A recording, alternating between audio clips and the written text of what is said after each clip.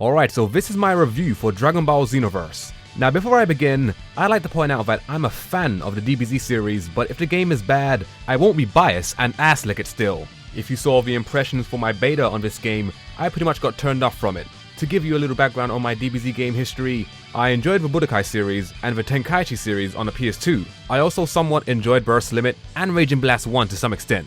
Raging Blast 2 I had mixed feelings, and pretty much after that it all went downhill. Now in my opinion, I think the prime time for Dragon Ball Z games was in the PS2 era. Dragon Ball Z games on last gen systems like the PS3 and Xbox 360 were nothing special, mediocre at best. And now moving on to the new gen systems, Dragon Ball Xenoverse is the first Dragon Ball game for the PS4. So here I am to give you a full review on the full game, Dragon Ball Xenoverse. To begin, let's start off with the story. Your very own created character was sent from the future to fix and maintain the events that happened in the timeline of Dragon Ball Z. New antagonists are trying to disrupt the Z story, so it's up to you to stop them. In short, it's filler trying to stay canon, if that makes any sense. The actual story missions are only battles. They go from 1v1s, 2v2s, 3v3s, 1v4s, stuff like that, which are also mixed with cutscenes. Now these cutscenes look amazing, and that's not normally the case for Dragon Ball Z games, so I can easily say hands down this has the best cutscenes out of every Dragon Ball game I've played.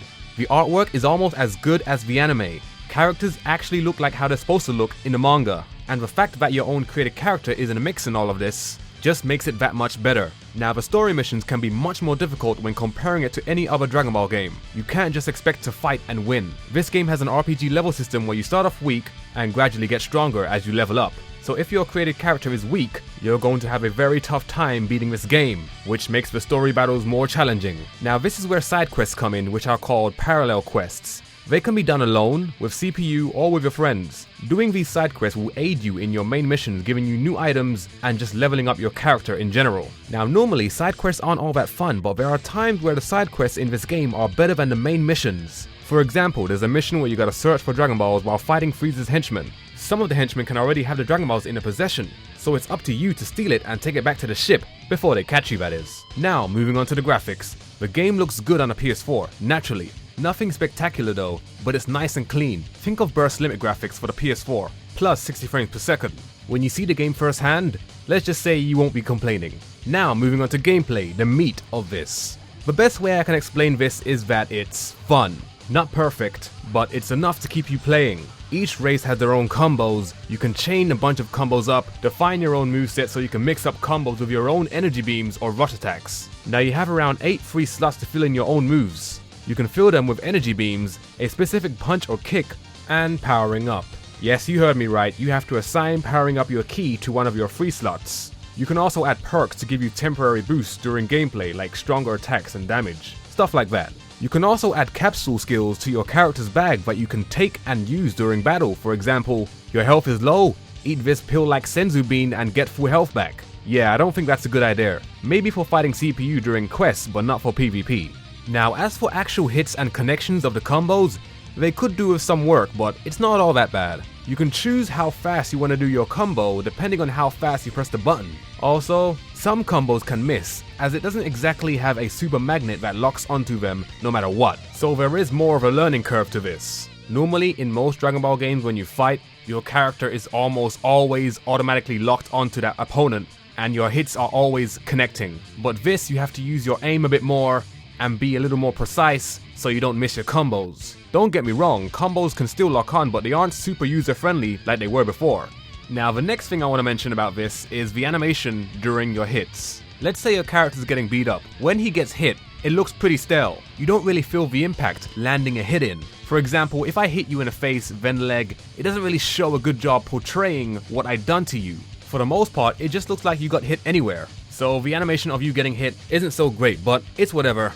Also, something else that needed work on was the blocking. For example, if your opponent teleports behind you and you block, you're still going to get hit because your character is still facing the way your opponent was 2 seconds ago. Now the game does have a parry, so if your opponent goes to attack you head on with punches, you could parry it. However, since the combos doesn't have this super magnet lock on, it's not too hard to avoid getting hit anyway. I just found jumping doing the trick, so I never felt the need to use this parry as much. Now, even with those few issues, I'm still having a heck of a lot of fun on this game. The amount of combos you can pull off and chain up, switch around, makes Naruto Storm Games combos look like shit.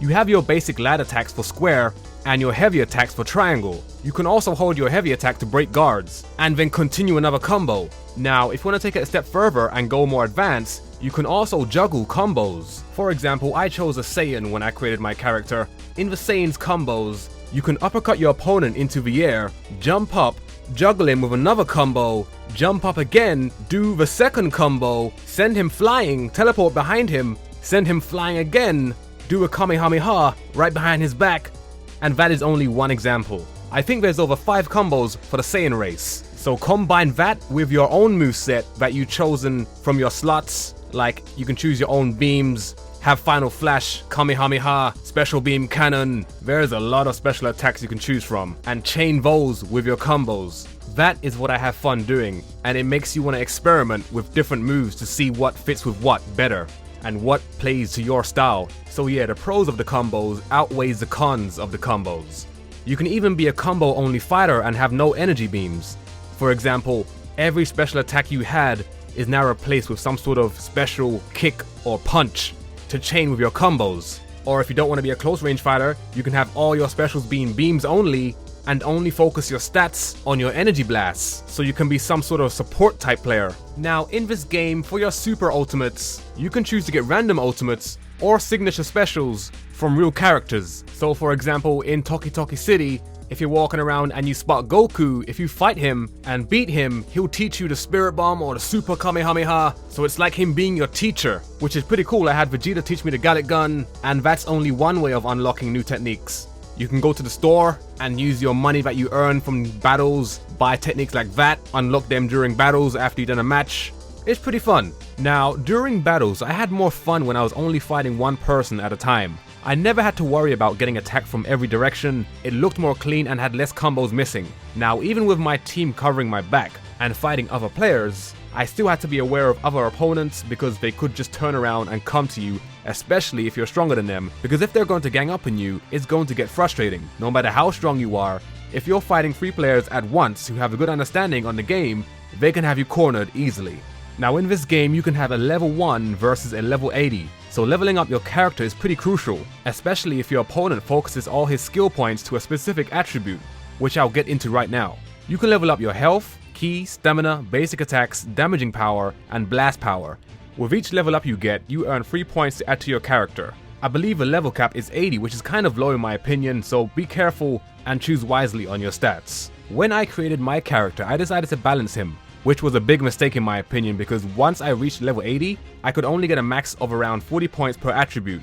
I've come across with a level 50 that had more blast power than me when I was at level 70, and it almost destroyed me. So I think it's best to see what your playstyle is before adding points to your attributes. Are you a long range fighter, or are you a close range fighter? So decide before you start adding points to your stats. Speaking of attributes, let's get into the outfits and such. Okay, so you can buy pants, torsos, boots, and gloves to not only make him look cool, but also give him a boost in your attributes, but also at a price. It may make you have a boost in health, but can also have negative effects on your basic combos, stuff like that. Now personally, I don't like the ideas of clothes having perks because sometimes I just want to wear what looks good without having to worry about stats. And some of these outfits can be really ugly with good stats on them, or very cool looking with bad stats on them. So I just wish they gave you an option to choose whether or not you wanted stats on your clothes. Also, I forgot to mention, but the character creation on this is very good as well. Unlike Ultimate Tenkaichi's character creation, this one does it well, giving you up to 5 races: Majin, Saiyan, Human, Namekian, and Frieza race, all with their own unique combos. Now, there's another thing I want to mention, and that is, this game has big, beautiful stages. 21 stages at that. Now, the largest stage I think I've seen is the one at Planet Namek.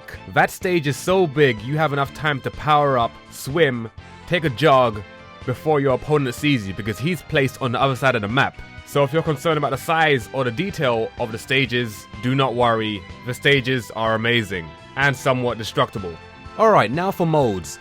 Excluding the main story and parallel quests, you got generic player, ranked and endless matches. You also have a 2-player local offline mode that only lets you play at a tournament stage, which is pretty weird, considering they gave us 2-player offline mode with a different camera angle, almost making it look like a different game. It would have been cool to see it online, but nope. Anyway, everything like modes and such is handled and managed at Toki Toki City. where you and other online players roam around, sort of like an online hub. I just wish they gave us an option to choose modes in a normal menu setting, because sometimes you just don't want to run across the town to play a battle. Just saying. Okay, now I said this on Twitter, but to summarize this in short, Dragon Ball Xenoverse is like the game Destiny with a Dragon Ball theme. It has RPG and fake MMO elements. I say fake because it's not really an MMO. It's close.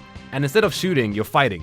You got your co-op quests, PvP battles, leveling up your character, roaming Toki Toki City with your friends, unlocking outfits and skills. You get the point. That's the feel it has to it. So my verdict for Dragon Ball Xenoverse is going to be an 8 out of 10. Yes, I know that is surprising to you, even to me. When I came into this final build of the game, I had very low expectations due to the beta not being that good.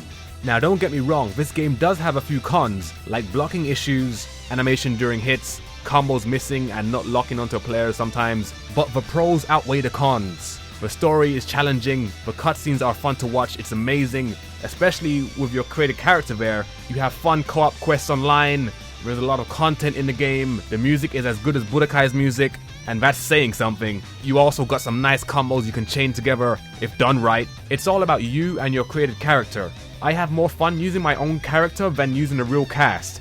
Now, if you like RPG MMO games to some extent and Dragon Ball Z, you might want to consider checking this game out. At first, when I played the PS3 beta network test, I said this game felt like Battle of Z 2.0 because the beta was laggy as hell and it made combos miss way more than it should have, but I can't say the same anymore, for PS4 at least. If I had to compare this game to another DBZ game, I would have to say that it has a similar feel to Burst Limit, but more in a 3D environment. They try to be like the Tenkaichi series, but it's not like the Tenkaichi series. It's more like Burst Limit's attempt to go 3D. Now, from a first glance, you might get this Battle of Z impression, but once you play it, you soon realize the only similarities is that you see a bunch of people flying around, like a bunch of flies, which can look rather messy. Now, if you don't own this game and you've looked at gameplay videos on this and said meh, give this a chance, because I went into this game thinking it's going to be bad. You know I did, because I made a video saying I never liked it during the beta, but after getting the final version on the PS4, I was surprised. I played this game longer than any of the last gen PS3 games